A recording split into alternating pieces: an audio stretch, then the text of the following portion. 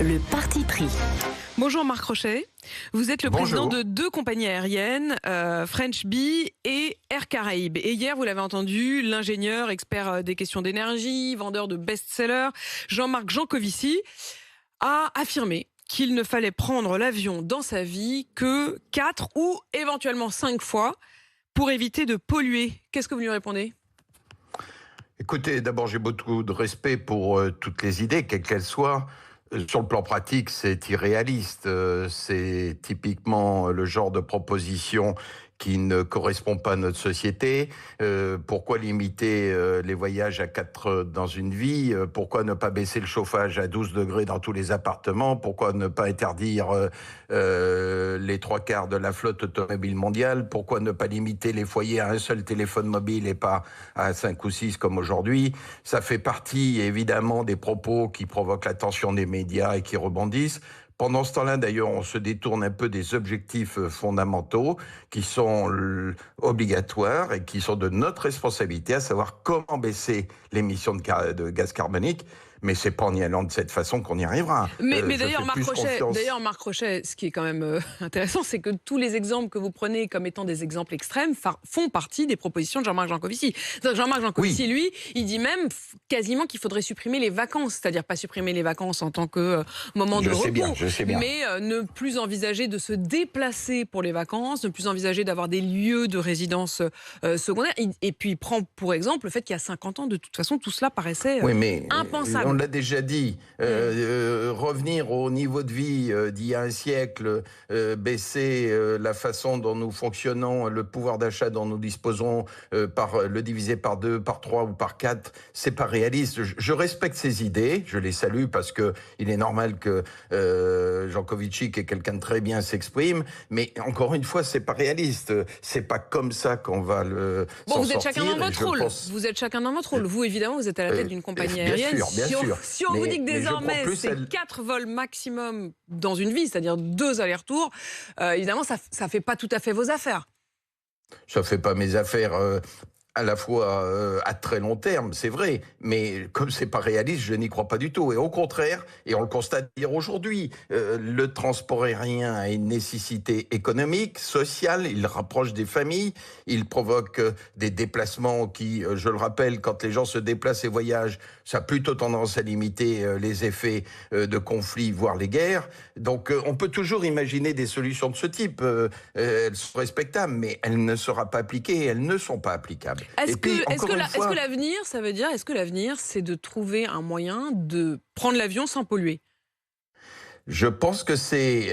alors, sans polluer totalement, je n'y crois pas non plus, parce qu'il faut être réaliste. Je suis aussi ingénieur de formation, mais je pense que nous sommes capables d'imaginer des moyens de transport qui réduisent considérablement les émissions de carbone, qui, pour celles qui sont émises, sont ensuite absorbées, voire retraitées, voire enfouies, comme le proposent en particulier certaines idées de pensée américaines. Donc, il y a moyen de traiter ce problème, et l'humanité, son ingéniosité, sa capacité à innover, trouvera des solutions. Comme on les a trouvées dans les problèmes de sécurité. Il y a 30 ans, 40 ans, un avion, c'était quand même un risque potentiel. Aujourd'hui, quasiment plus. La sûreté, pareil. On avait des avions qui étaient détournés toutes les semaines. On n'a plus d'avions détournés. Donc on trouvera des solutions. Vous croyez au progrès technique. Vous évoquez un couplage thermique électrique. C'est quoi ça ? Je suis très réservé sur la solution aussi prétendument miracle qui consiste à dire il faut mettre beaucoup de SAF, donc du fuel écologique en quelque sorte dans les avions. Je pense que ça aura très vite également ses limites. Par contre, sur le plan technologique, et je voudrais pas rentrer dans trop de détails, on doit pouvoir concevoir notamment des nouveaux moteurs d'avion où on consomme beaucoup moins et où l'entraînement de la turbine, dans notre jargon à nous, on appelle ça les fans, c'est-à-dire la partie qui propulse l'avion est faite par un moteur électrique embarqué.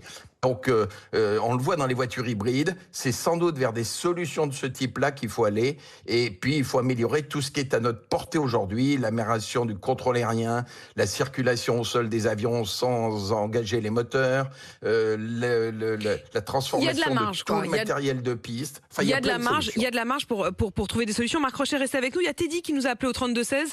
Bonjour Teddy. Bonjour. Teddy, vous êtes commercial dans l'Eure. Est-ce que vous seriez prêt, vous, à limiter le nombre de vols? Est-ce que vous aviez l'habitude de prendre des avions? Est-ce que vous seriez prêt à le faire moins? Alors, moi, j'écoute beaucoup ce que dit Monsieur Jancovici. Ouais. Et lui, ce qu'il dit, en fait, c'est pas un choix.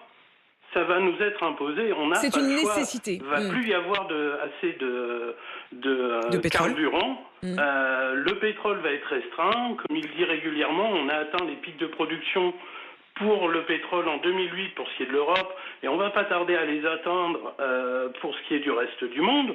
Donc on va travailler sur une denrée limitée et finie. Donc après, ça va limiter les possibilités de l'aviation.